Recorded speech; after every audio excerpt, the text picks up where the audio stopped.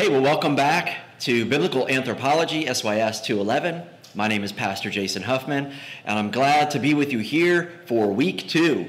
So I hope you got your textbook already. Here it is, Introducing Cultural Anthropology, a Christian Perspective.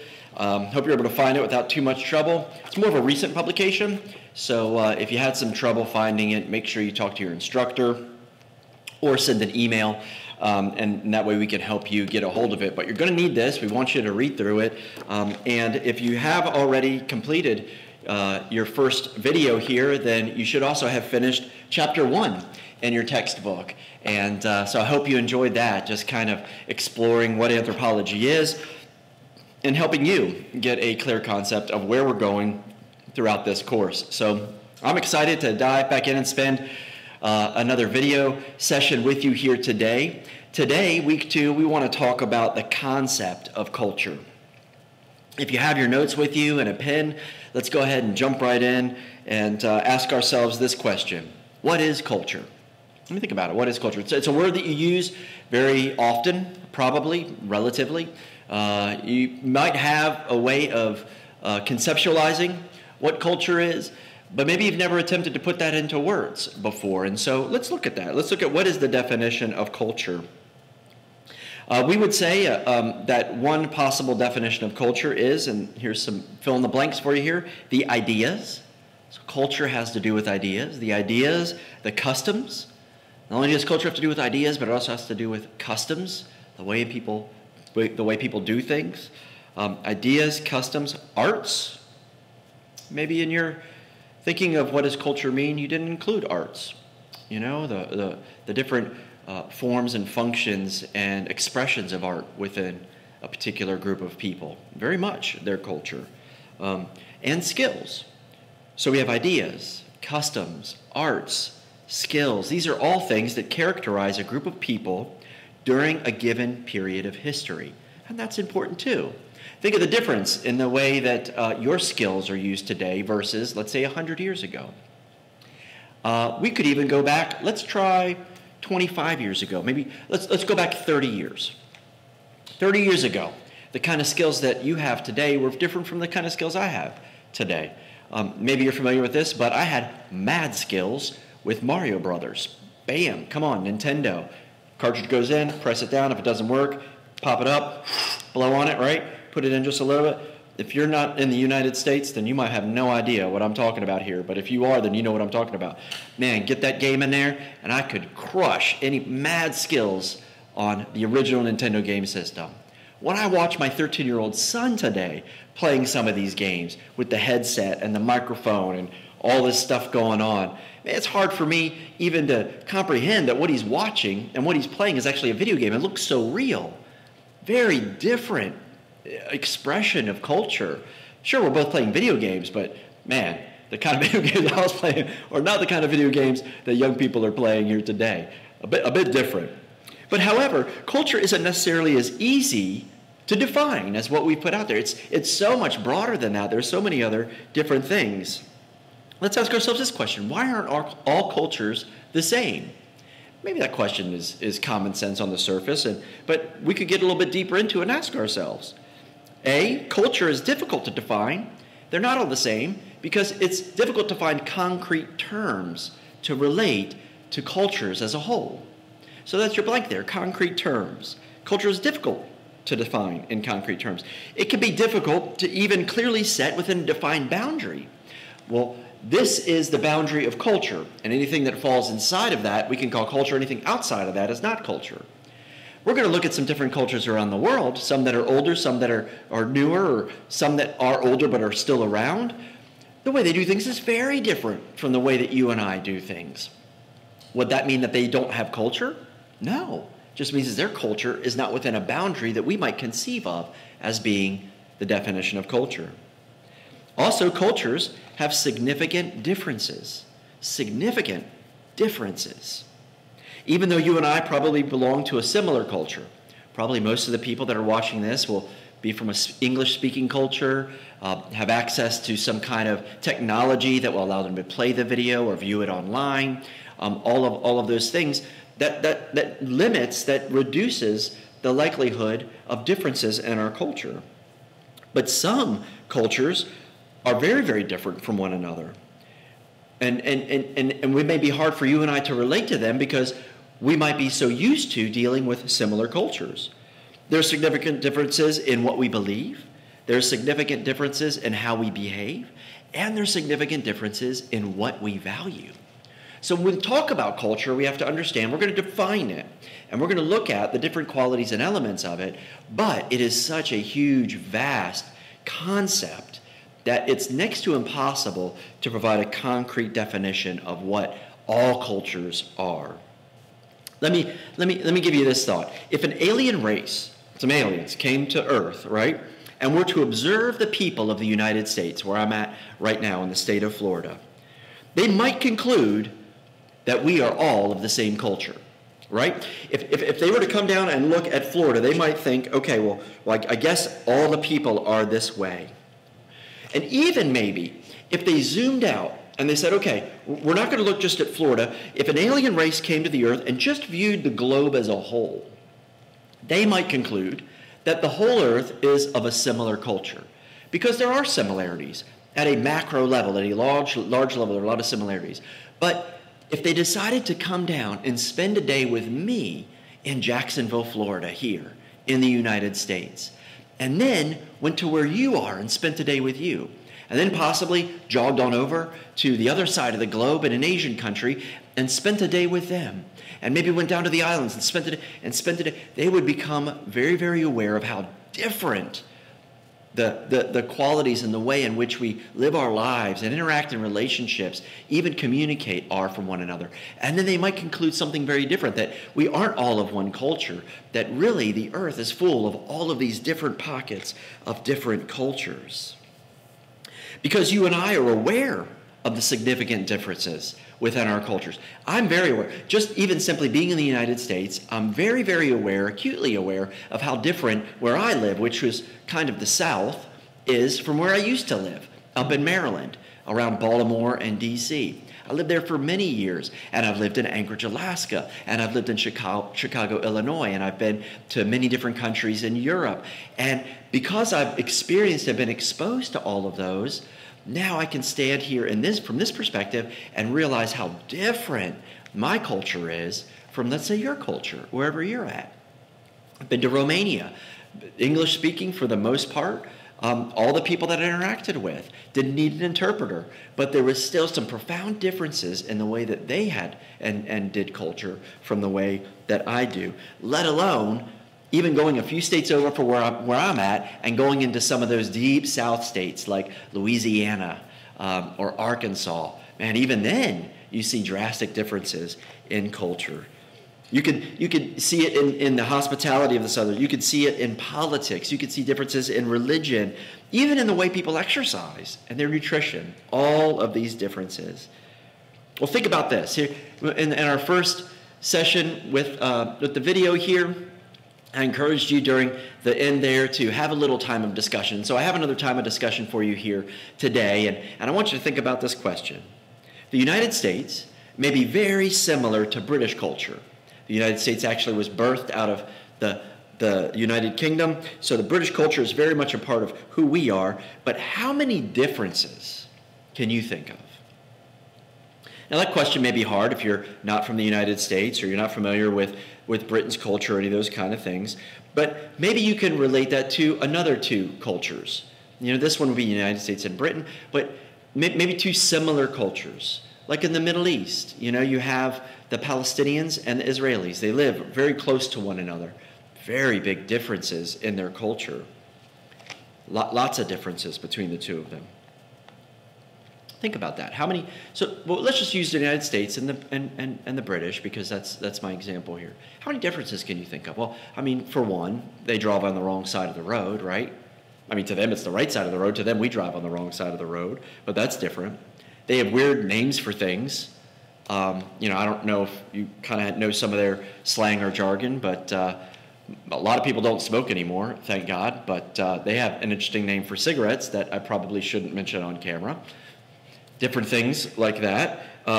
They have a monarchy. They have a queen. They have a royal family. That's very different from the United States. They have tea time. I mean, I think that'd be kind of cool. I'd like to do a tea time. I don't drink a lot of tea, but if they told me that we could have a tea time and I could, you know, get off work and go have a nice hot cup of tea, I probably would do that. A biscuit or something like that, right? So as similar as the United States and the British are in view of the global whole, right? They're crazy, vast, incredible differences, even just in the way that we interact and go about our particular day. So let me ask this. We're going to do a little activity here today. So what I'd like you to do is take out a piece of paper. So you make sure you have something to write on, a piece of paper. And what I want you to do is just take the next 60 seconds, 1 minute. I'm going to time you. I've got a clock behind me there, and I want to give you just 60 seconds. So you don't have a lot of time, just a very short amount of time. And I want you to define your culture. Just use single words or small phrases and scribble down as much as you can in just 1 minute. So you got your paper, you got your pen, and what you're going to do is write down as many words, as many thoughts as you can, as many things that come to mind about this question. How would you define your culture? On your mark, get set, go.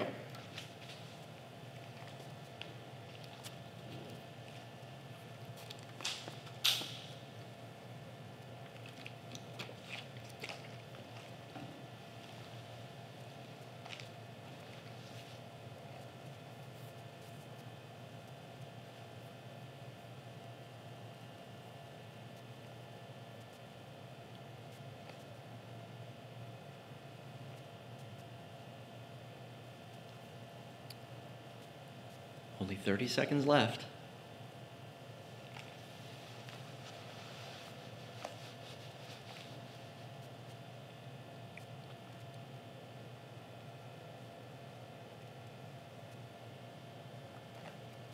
If you're still writing, that's okay. Continue to finish some of your thoughts there and listen to me while you're doing that. I hope none of you wrote anything disparaging or derogatory or negative about your culture. But as you're wrapping up there and finishing writing those things down, here's what I'd like you to do. I'd like you to compare what you wrote down to the other people that are around you. Now, maybe if you're just watching this online and there's nobody there with you, you had the opportunity to take this class and you're doing that, that's okay. I'm going to give you some of my thoughts that I wrote down about my culture. And I'm in the United States, and maybe we could compare answers there. But while I'm doing that as well, I want to encourage you, go ahead and talk with each other and look at those answers and what did you write down. And what I want you to pay attention to is the similarities and differences. And you'll probably find that there are some things that most of you had in common. You wrote something down, you know, and then there are other things that maybe might be on one person's wrote down for their activity that didn't show up on anybody else's. You know, when I think of my culture here in the United States, I think of fast-paced. You know, it's fast-paced. Everything's going a mile a minute. People just don't seem to have, you know, the time to get everything done. But at the same time, I would say that in my culture, that people are always late. I live in Florida. It's hot. We like just to spend time on the beach, and everybody just kind of shows up late, which is interesting because I was raised in different places around the United States. And if you go to what people might commonly refer to as northern states, you know, kind of above the middle section of the country there, people tend to be very on time, very connected to time and not being late and all that kind of stuff. But down here, it's completely different. You know, in the South, people just kind of go at their own pace, just kind of, you know, they get there. I remember my dad telling me when I was growing up in northern states that on time was late. Anybody ever heard that? If you're on time, then you're late. 10 minutes early, that's on time. So that was ingrained in me. And I remember, you know, just people encountering the different culture here where I live now and have lived for many, many years, but still it amazes me. One of the places I see it kind of express itself is here in Florida in the South. When you come up to a red light, people will, if there's 2 lanes, people will literally stack up in one lane, 10, 15 cars deep. And at first, I thought there was something wrong with the other lane. There's only 1 or 2 cars up there by the light. But no, it's just the culture down here. I'm not going to change lanes and go up there. Now, from being from the north, I love that because I just get to zoom up to the front in the other lane. I'm like, if nobody's going to go up there, I'll go up there. But it was just something I noticed. So what are some of the things that you noticed, about the similarities or differences in the way that you view the culture that you're in with the people that are with you there today, or maybe the way that I view my culture? I know the world sometimes views the culture of the United States as brash, kind of gregarious, kind of loud, obnoxious, all those kind of things. This generalization that, Americans come over to this country and they're loud and obnoxious and all those kind of things. I don't know. I don't particularly feel like I'm loud and obnoxious, so maybe when people of other countries meet me, I defy the stereotypes that they've experienced about the United States and people from there. I don't know. But it's an interesting question to ask ourselves. How would we define culture? We could create a definition, an academic kind of exercise to create a definition that we put on paper and say, okay, well then this is culture. This is what it is.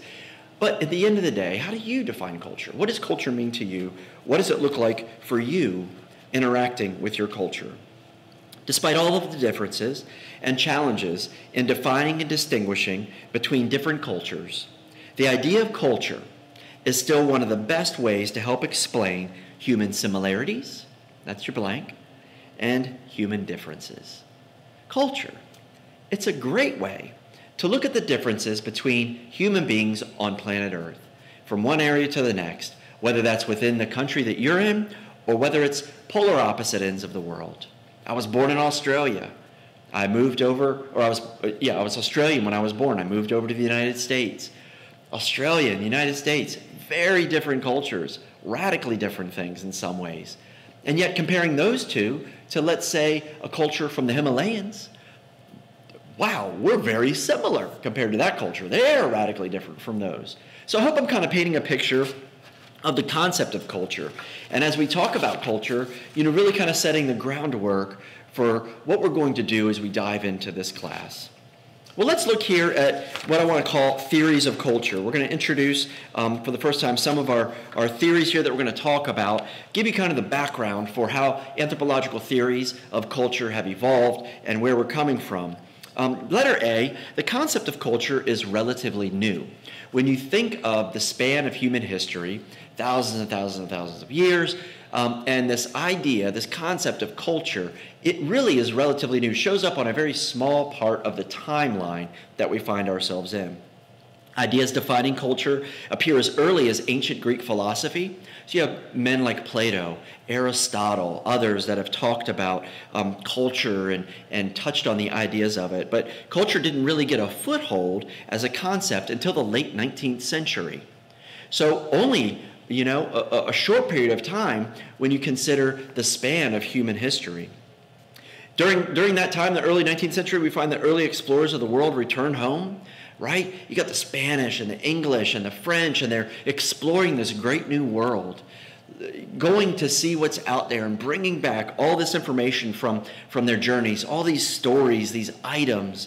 Sometimes they would even bring back people. They would bring back animals. They'd bring back plants of all the diverse and vast differences that were around the earth, and the different stories and writings about the differences in the societies that they met and the different way that the people were. And it was like this flood in the civilized world, as it was called back then, which we're going to look at that concept of civilized and what does that even mean. But that's what it was referred to back then. And they were bringing these back and they were talking about all of these things. And it was this explosion of ideas and this explosion of the reality of how incredibly big the earth is and how little we understood about different cultures and how much we assumed about the Caucasian modern technological culture was and what it was as far as its context within the whole world. That wasn't like all cultures were. There were vast differences of people around the world. So in Europe, the significant movement began that was interested in describing, cataloging, researching, gathering data, and all of it was flooding into society. into all parts of the world, gathering all this information. So the first group of people that became interested in anthropology and in the differences in cultures, they didn't engage in direct research. Most of them, they couldn't even experience these things firsthand, because many people, if they were going to go to these other cultures, they would have to be going for a particular reason, to establish a trade route. It was months and months and months on a boat, and then months and months and months back. So most people couldn't go and explore and interact and experience these things firsthand. So these first people, these first anthropologists, were called armchair anthropologists. That's your blank, armchair anthropology. No, so you think of an armchair, right? Think of somebody watching sports, comes home, you know, maybe you go home after Sunday services, and you like to kick the legs up, put your arms on your armchair, right? Get yourself a cold beverage, cold iced tea, something, whatever, something to snack on, turn on the television, you get to watch a sporting event, and you're an armchair quarterback, armchair whatever the sport you may be watching. And that's kind of the idea of what these people were. They were getting all this information that was coming in, but they weren't able to interact with it specifically, uniquely, and as an individual. They had to view it from a third-party perspective. They were taking it all in and processing it as armchair anthropologists. Their view of culture was primarily focused on identifying and discussing the differences of other people from their own context and perspective. So the early kind of efforts into anthropology were efforts really to catalog and understand and research and look at the differences between these different pockets of people. And there were incredible differences. The concept of culture of this group of people, this period of time in development, was thought to move from simple to complex. So those are your two next fill in the blanks there. So the concept of anthropology, the concept of how culture developed, cultural anthropology, was that civilization, people, were naturally going to progress from simple versions to more complex versions. In our book, it has this great quote: building on the biological theories of evolution advanced by Darwin, same time, same things, all these theories going around, and others, these scholars, these armchair anthropologists, assumed that all societies moved from simple to complex forms in progressive evolutionary stages. So you can see the mindset here was that, okay, this is just the way that things go. They go from simple to complex. And if we're the ones that are exploring the world, we're sending out these large ships, we're gathering all this data, we're coming back, we have all this technology, then obviously our culture is more complex than their culture, so we must be what? More advanced. That was kind of the first belief and concept of culture. So letter C, this early theory of culture is called the unilinear, U-N-I-L-I-N-E-A-R, unilinear cultural evolution. Unilinear cultural evolution. Basically just kind of saying uni, single, right? Linear, in a line, a single line, unilinear cultural evolution, progressing from simple to complex. So it's kind of a tough one to remember, unilinear cultural evolution, but that's basically what it boils down to. Think of a straight line, single, uni, one, linear, only that line, right? No variations, and then a progression along that line. Here's simple on this end, right? And here's complex on this end. That was the first really deep concept of what culture was and how culture developed. The theory states that all cultures evolve from simple to complex along a single trajectory of progress.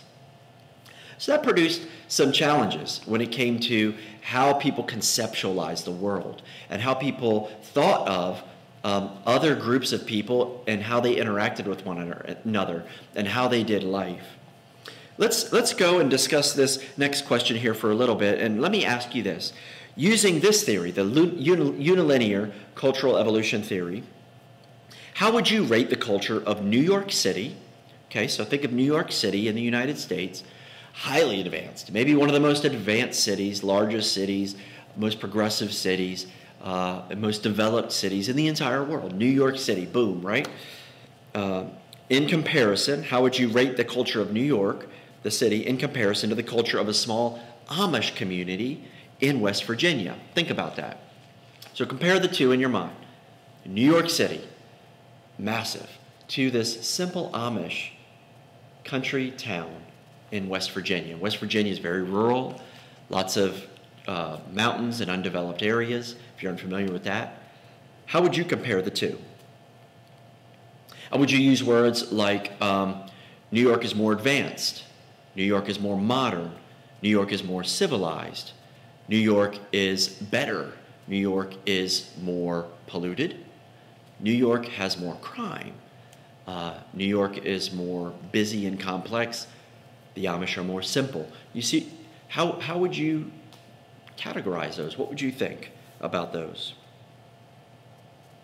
What about the culture of France, the French culture, to the culture of the Aborigines in the Australian outback?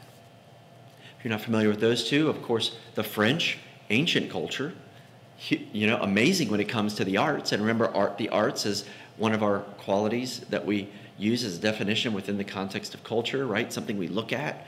The arts, man, France has produced incredible work of art. Well known around the world, not only in painting and drawing and sculpting, but also in cuisine, and you go on and on and on, and architecture, and so the French, right?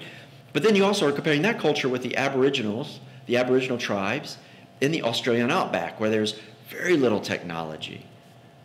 Very, very vast differences between. What would you say about the differences or the similarities between those two cultures? You see, the unilinear theory would say that the Aborigines are simple and that they're not very advanced, and as a result, they haven't really achieved the level of culture as, say, France or New York City. Or that maybe the groups that are living in West Virginia, the Amish, or the more simple kind of, non-electric using kind of cultures or something like that, are somewhere here along the spectrum. But along our trajectory, we have these advanced cultures over here, like France and New York. There's a problem with this theory because this theory led some people to believe in the idea of, and here's a blank, cultural superiority. Cultural superiority. This basically states that people of one culture are more enlightened or more advanced or more civilized or more intelligent than others of an ancient culture. So now, using our discussion, using our idea here, let's say we took someone from an Aboriginal tribe in Australia and put them in Paris. That would be what we would call culture shock, wouldn't it? They'd be completely at a loss. And you might say, well, there you go. There's the unilinear theory of cultural evolution at work. This proves that the Aborigines have not advanced, and so therefore France has a more advanced, more complex, more developed, a better, a more enlightened culture than the Aborigines. But let's reverse it. What if you took somebody from the French culture? Let's say it's a student like you, same age, same generalities, but they're from France, right? And you take them and you put them in the Australian outback. How do you think they would fare? Man, I would venture to say, having never been to the Australian outback before, but knowing that it is very hard just to find water, just to find shelter, that these Aboriginal tribes that thrive there, that have wonderful, full lives, you take somebody from France, this supposed advanced culture, and put them there, and they would find themselves in complete culture shock. They might not even be able to survive in that culture, in that environment. Isn't that something? So that kind of shows us that this unilinear theory doesn't necessarily hold true when we look at cultures worldwide. Let me ask you this discussion question. In your opinion, who's more enlightened? The monk who lives a pious life of poverty in the mountains of Italy. I've been to Italy. The mountains in Italy are beautiful. I don't think I'd mind doing that, living there. But you have this monk who lives a pious life of poverty in the mountains of Italy, or a multitasking businesswoman who's the CEO of a Fortune 500 company. Who's more enlightened? Who has more wisdom? And you could probably argue both sides of that, right? Depending on what your perspective, what your definition, what your feeling about enlightenment was. How about this one? Which of these is more intelligent to you, in your opinion? A professor of psychology at an Ivy League college? or an Inuit native Alaskan who can live and provide for their family in the harshest weather conditions? Which one of those is more intelligent? I think it would all come down to how you define intelligence, doesn't it? Pretty interesting questions. To see the differences in two people from two very different cultures and how one definition doesn't necessarily apply to both. It kind of breaks down in a little bit of a way. Let me ask you this last one. Who is more civilized? People of a wealthy and technologically advanced society, right? Advanced society. But that society experiences random acts of violence and moral decay? So who is more civilized? People in that wealthy, technologically advanced society, yet experiencing the tragedy of senseless violence, moral decay, or the small group of villagers who live in a South Pacific island in which their hut doors don't even have locks on them, and crime practically doesn't exist. There are cultures that are like that. Hawaii used to be like that. Other Pacific islands. It's so safe, they don't even lock their doors. Some of them don't even have the concept of what it would be to lock their doors because crime practically doesn't exist. And yet, would you look at them and say, well, they're not very advanced? Interesting. Maybe you could go both ways. Maybe you can argue both within the context of your discussions that you have there. As we go through some of these, I know I'm going to be talking for a certain amount of time, but I want to encourage you as we get to some of those. If some of these questions are very interesting or spark up conversation, please feel free. Pause the video, pause the online experience, and think about them, ponder them, discuss them, go a little bit further in them, because there's a lot here to talk about. So I don't know. I have my own opinion, but I want you to explore your opinion on those two things. I would say that you could go both ways in many of those discussion questions. Our next fill-in-the-blank and letter here is another theory or context that we use for culture, and it's called historical particularism. Historical particularism. This basically states that culture is a unique representation of a people group's history and context. So think of that. Historical particularism states that culture is a unique representation of a people group's history and context. It's particularism. It's particular to that group. So in that way, the definition for culture for me is in some ways different than the definition of culture for you. Now we're getting into kind of like, well then what's true and what's not, and how do we define these kind of things? And you begin to see how challenging some of these questions are and how challenging it is for anthropologists who study culture to really wrap their heads around and come up with some clear definitions of what culture is and how to study it and how to encourage things. You know, in the early 20th century, the flaws and tragedies of unilinear theory were obvious. People realized that they were leading them to a place where incredible travesties were created within the societies that were on earth at that time. You had things like slavery that were propagated because people believed that, oh, they're from this end of the spectrum on that unilinear theory, so they must be more simple, less advanced, less complex. They must be lower, less valuable than those of us who are enlightened, who are advanced, and who are on this end of the spectrum. And it was a tragedy that those kind of things began to play out. And we can see that not only in that context, but also throughout, even to today's culture, today, wherever you're at, the modern thinking of thought, even in politics and all of that, can cause people to fall into this area of judging others because of their perceived place on some kind of unilinear line in our culture. One of the most significant results of a fresh approach, this historical particularism to culture, was the understanding that if there's no singular direction to progress, if cultures change in response to historical events, they change in response to environmental issues, they change in response to power dynamics within the society, cultures then can only be understood relative to the historical, ecological, and social contexts in which they develop. That says a lot, doesn't it? That means that as we look at culture, we ought to appreciate and value where people are coming from, where they've come from, where they're at, and where they're going. And I think the Bible is very clear about those things as well.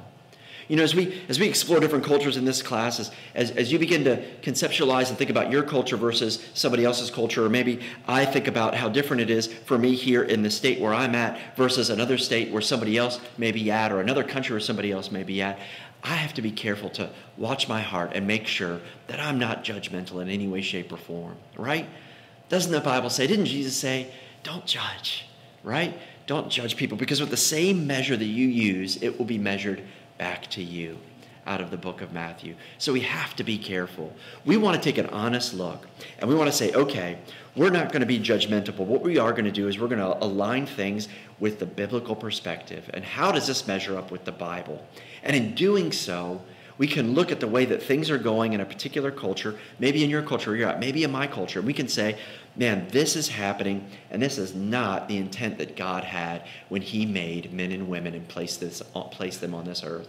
This part of our culture is different from what the Bible intends for us to have. And then we could try to reconcile and bring those two together and be a force for action and change, for bringing God back into our culture. But if we establish a perspective where we point fingers and judge people because they're not doing this or not doing that, then it would be really hard for them to open their heart, open their minds, and to see how good God is and how much God wants them to walk in the way that he's established them to walk as a culture, as a society in the Bible, so they could be blessed, that they could experience all the joy and goodness of who God is. So I want to encourage you, as we look at all these differences in cultures, to not be drawn into a unilinear line of thought. It's not about better or worse. I think when God looks at all mankind, he's looking at all of us and he's saying, I love you and I desire that no one would perish, but that everyone would have everlasting life. What are you going to choose? All of my creation, my people, to do. How are you going to interact with one another? What kind of culture are you going to promote? Is it going to be a biblically based culture, or is it going to be a culture that's based on things that are opposed to what God desires for his people? Big questions. Big question. That leads us to this idea of cultural relativism. Now, the term relativism may cause some Christians to have the hair stand up on the back of their neck, because relativism, when it comes to religion, is probably not a good thing. Don't worry about it. There's all roads lead to God. It's all good. Every religion has good things. You know, kind of all those kind of concepts in relativism. But when it comes to anthropology, that's not what we're talking about with relativism.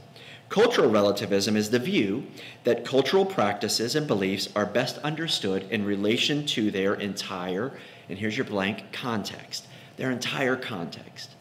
When it comes to viewing cultures and viewing cultural practices and looking at beliefs and trying to understand them, we need to be able to see them in their context.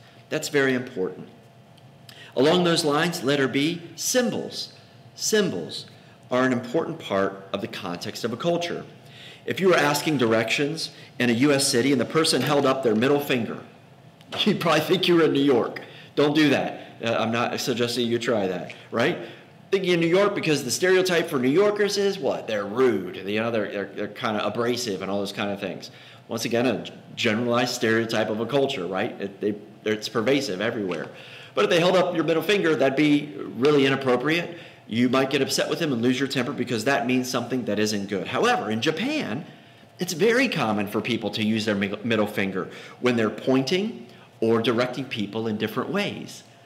Maybe if you didn't know that and you were visiting Japan and you were asking somebody for directions and they held up their middle finger, you would think, man, Japan, these people are rude. I can't believe how rude they are. I can't believe how abrasive. This is worse than New York. But in actuality, it's because you didn't understand the context of the culture there. Very common for the Japanese to do that.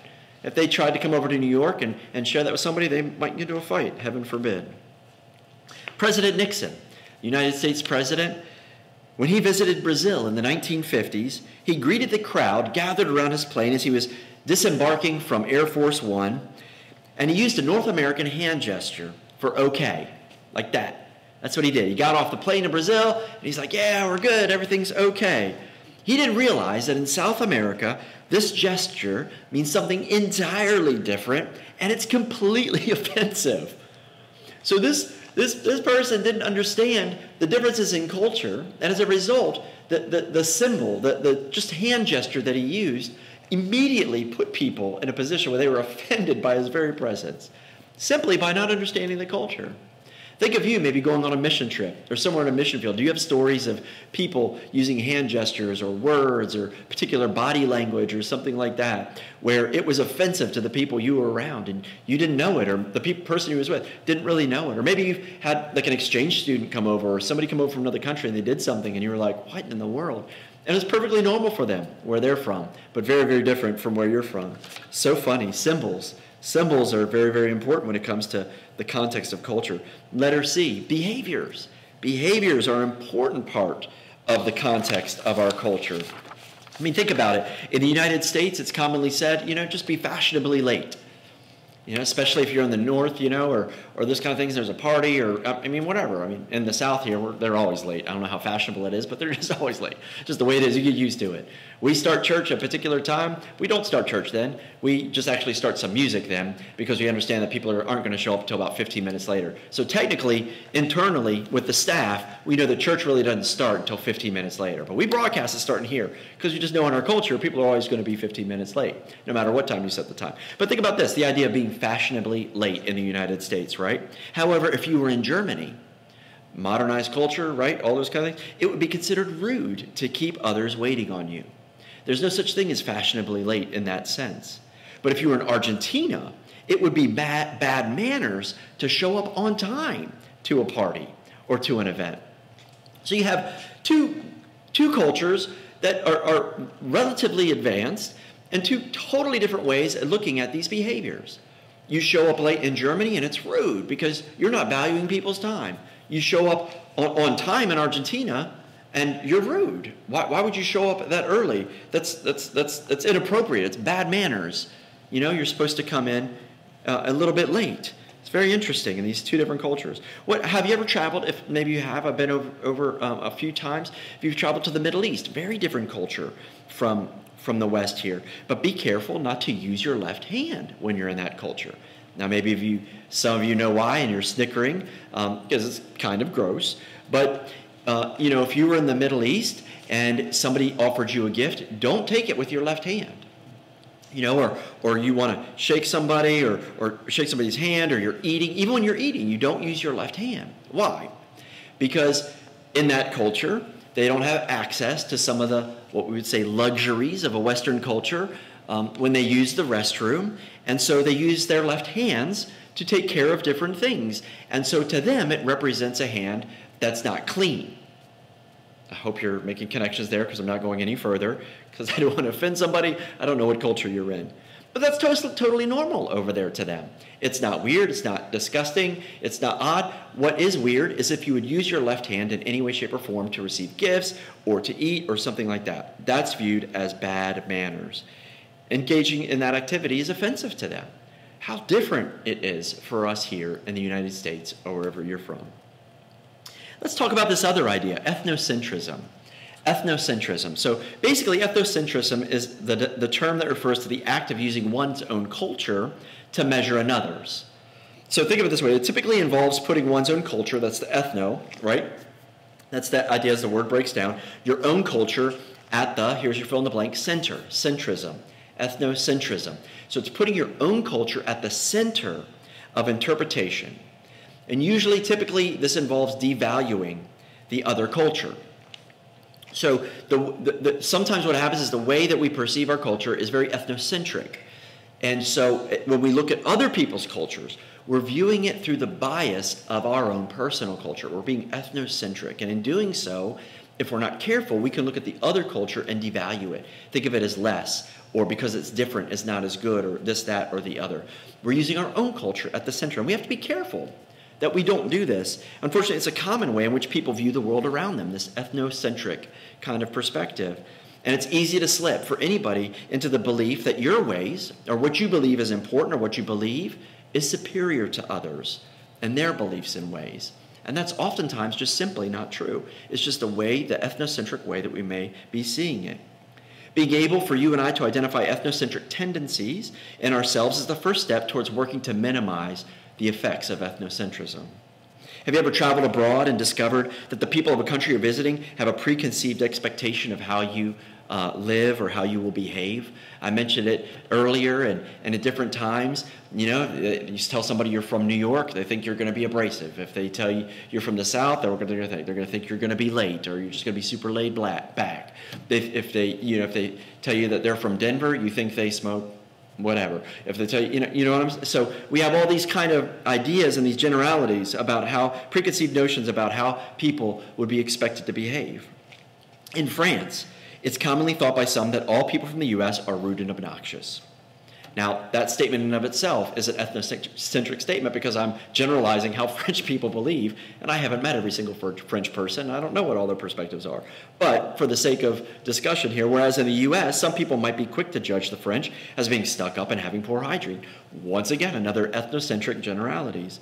Both of these stereotypes are examples of ethnocentric attitudes. Other types of ethnocentrism include, number one, fill in the blank here, xenophobia. Xenophobia. Xenophobia. This is an intense, irrational dislike of people from other countries. Number two, cultural superiority. Another thing that can come along with ethnocentrism is the belief that one culture is more enlightened, advanced, or civilized, or intelligent than another. And then number three, tacit ethnocentrism. Tacit, T-A-C-I-T, ethnocentrism. This is the assumption that one's own way of life is the normal way of living, and different ways are abnormal. I would shy away from using terms like normal or abnormal, and you could use in its place words like typical. The way things happen in your society, in your world, in your culture, they're typical for you. It doesn't make them less normal or more normal than somebody else's way of interacting or engaging. And we find these ideas and this ethnocentrism can often be involved in the way, even in the United States, different cultures who coexist alongside one another react and interact with one another. We have to be careful of these. Let's ask ourselves, Roman numeral 6, why cultures differ?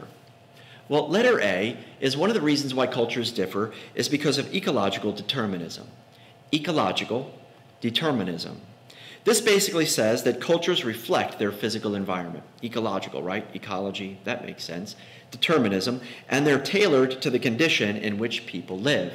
So this is basically saying that a culture is a reflection of the physical environment. And because a culture is in a particular physical environment and the condition that the people live, that determines what that culture is going to look like. So in other words, we have questions like this. How has technology affected the environment of the world that you live in? Ecological determinism. How has your culture been defined by the technology that you have access to? When you think about it, I believe it was like 2007, when the iPhone came out, or somewhere thereabouts.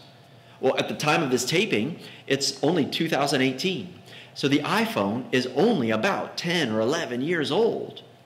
Think of how radically the world, even just your specific culture, has changed as a result of the iPhone. I do so many things differently in my life. My entire life is changed. So much of my culture has been affected by the simple introduction of this technology into our culture. It's radically changed things. Ecologically, the environment has changed around us, and as a result, our culture has been affected. How has this effect also contributed to any cultural changes from previous generations? Like thinking of your grandparents. Think of the phone that they used. I don't know if you have grandparents that are around that still have the old rotary phones. Like that. I remember those from my grandparents. I remember using those as a young child. Or the phone that was stuck up on the wall that had the cord and all of those. I'll never forget, I was talking with my kids one day and we were talking about phones and I said, oh yeah, the cord, you couldn't go very far. And they had no idea what I was talking about. There's a cord connected to your phone? What, were you charging it? I'm like, what?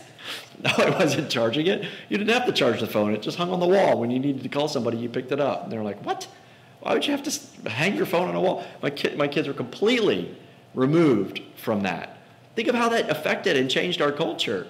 Now, whereas before, my kids will be at the dinner table and I have to tell them to put their phones away Because no matter where they're at, they can be connected. Talking to somebody, texting somebody, all those kind of things. Whereas before they had to get up, go to the phone on the kitchen wall, pick it up, dial the phone. That would never happen while we were having dinner. So funny how cultures have changed as a result of some of these things. And then letter B, we have cultural exchange. Cultural exchange is another one. When people move from place to place and ideas, behaviors, materials, etc. are exchanged, each culture is specifically and potentially affected and or altered. Think about that. So you have these different cultures, and then starting in the early 19th century, they began to interact with one another, right? And then now today, you think of the interactions that we have with different cultures. Oh, it's so popular to play video games online. I know I use video games as an example a few times here. That's where my son's at in life, video games. So, but maybe you still like to play video games, or maybe you know what I'm talking about. And you're playing video games, and it amazes me that he can be playing, and he can be playing with somebody who's on the other side of the world. And in a way, they're interacting, and the cultures are being exchanged with one another. And it's affecting them. It's affecting the way that these cultures are overlapping, whether it's video games or business and finance or education and academics, religion, all these they're all overlapping, and one's affecting the other, and it's really doing something incredible to the world that we live in. Compare today's average family, which, according to the United States Census Bureau, has been as high as 30% of families move every 1 to 2 years.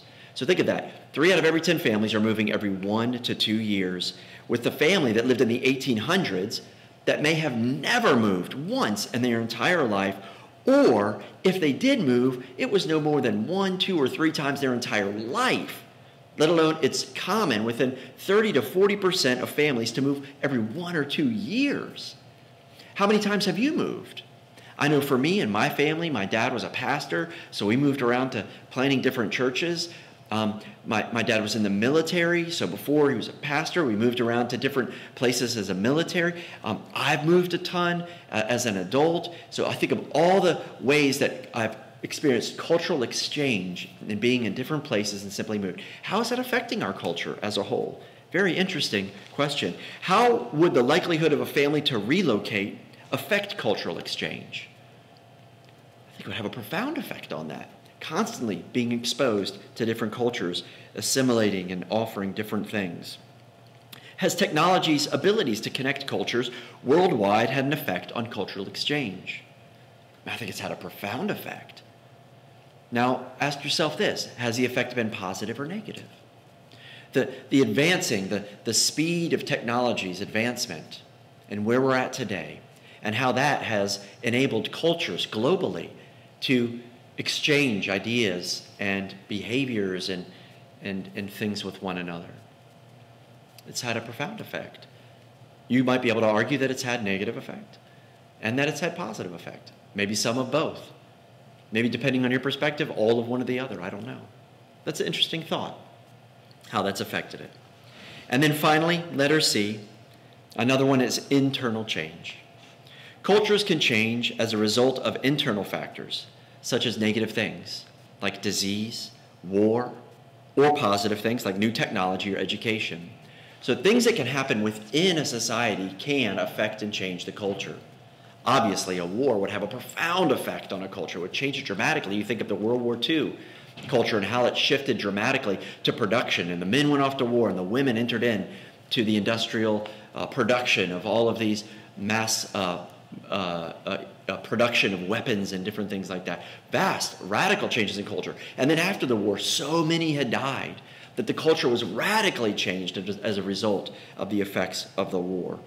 Disease can have negative effects. Think of how disease can ravage cultures. The bubonic plague in hundreds of years ago, or some other disease, or maybe affecting your world and your culture there. And then positive things like technology and education. Having education, access to quality education, radically transforms cultures. So all these things can be aspects of internal change.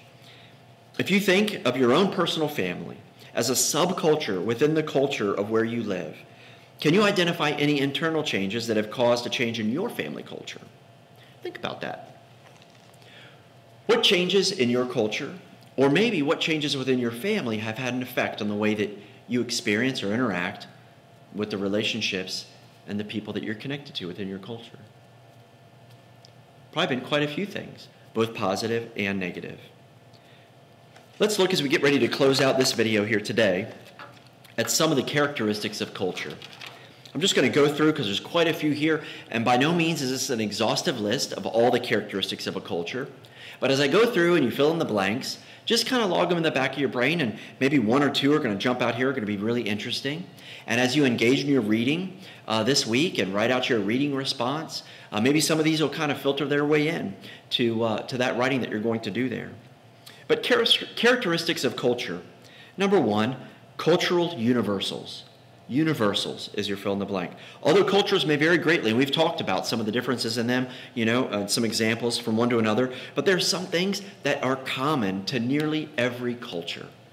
We're going to look at those as we get deeper into this class here. In this course, we're going to look at some of the similarities and how cultures are similar, and how oftentimes it connects back to the reality, the truth of our Heavenly Father who created us all in His image.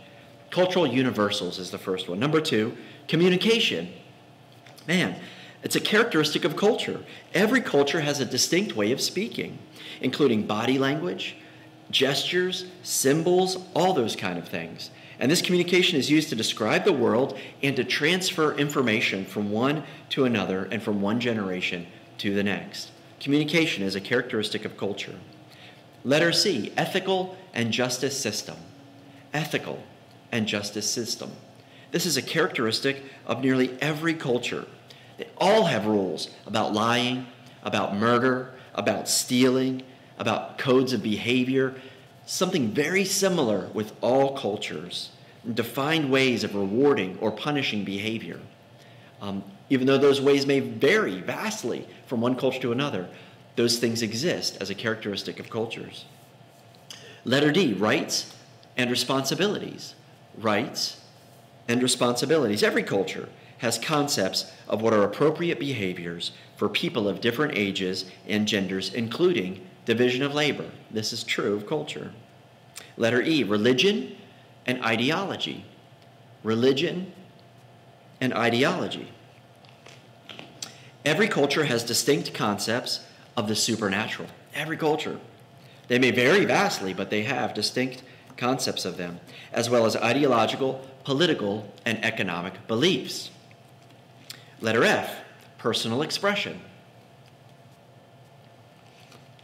Personal expression.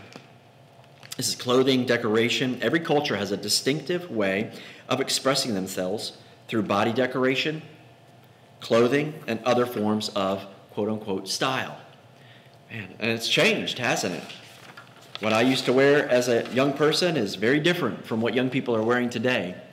What was cool and hip back then is not cool and hip now. Matter of fact, the fact that I said cool and hip was not cool and not hip. My son has all these interesting phrases that he uses, and I'm learning to understand his culture as a young person in 2018 versus my cultural perspective is when I was his age, which in some ways is very different, but in some ways is very similar as well. I just don't want him to get piercings. Anyways, I'm old. Letter G, family structure. Every culture has guidelines for what is considered a family or a social unit, composed of parents, offspring, and other relatives. It's common to every culture. Letter H, sexual regulations. Sexual regulations. Every culture has rules regarding approved and disapproved behavior when it comes to this area. One regulation that is common to every single culture that we know of that has ever existed is the taboo of incest. That just is not supposed to happen no matter what culture you've been in, no matter what time that culture's existed in all of the existence of humanity. Letter I, food preferences. Food preferences. Cultures have distinct concepts of what tastes good or bad, and that can be very different. There are shows on TV about people that go around to different cultures eating the things that they're known to eat. And quite frankly, it makes me sick to my stomach, some of the things that they're eating. Yet if I was there in that place where they're eating them, people would be served that every single day, and nobody would think that it was uncommon. It was typical for them. For me, not so typical, and not likely to try it myself. Maybe I need to get out of my cultural bubble. Letter J, learned. This is a quality of all cultures. All cultures are learned. One way in our church, when we talk about culture and the culture of our church, it's unique and it's different. It's similar to other churches, but it's got its own unique qualities depending on where our church is and who are the people that come. And when we talk about culture within our church, we remind each other that culture is learned. In other words, it's more caught than taught. It's modeled. It's learned by people through observation and experience. Now, we still communicate it through words, our culture and who we are, but what speaks louder than even our words as a church and the culture of our church and who we are is how we act and how we model and represent what our culture is. Letter K, culture is adaptive. Culture is a reflection of the changes that occur with people. Language, values, behaviors, politics, and geography are some of the ways in which culture may adapt. And letter L, shared. Culture is shared. It's a shared experience, and it must be shared by those who are a part of it. And lastly, letter M, culture is integrated. Cultures have many parts, and those parts are all related to one another. In one way or another, they're intersecting. If one part of a culture changes, it's likely to have an effect on the other part of the culture. Man, that's a whole lot of characteristics of culture. And as we went through them, maybe a couple of those jumped out to you, maybe many of those were obvious to you, but as you get ready to do your assignment and write your reading response, use some of those, reflect on some of those, include one or two, or maybe some of the other things that we talked about here today about culture and the concept of culture and how it's changed over time and how you and I may even have radically different ideas about what culture is. Thank you so much for joining us for this video. Hopefully you have a great time doing your reading assignment and your homework, and we will see you next time.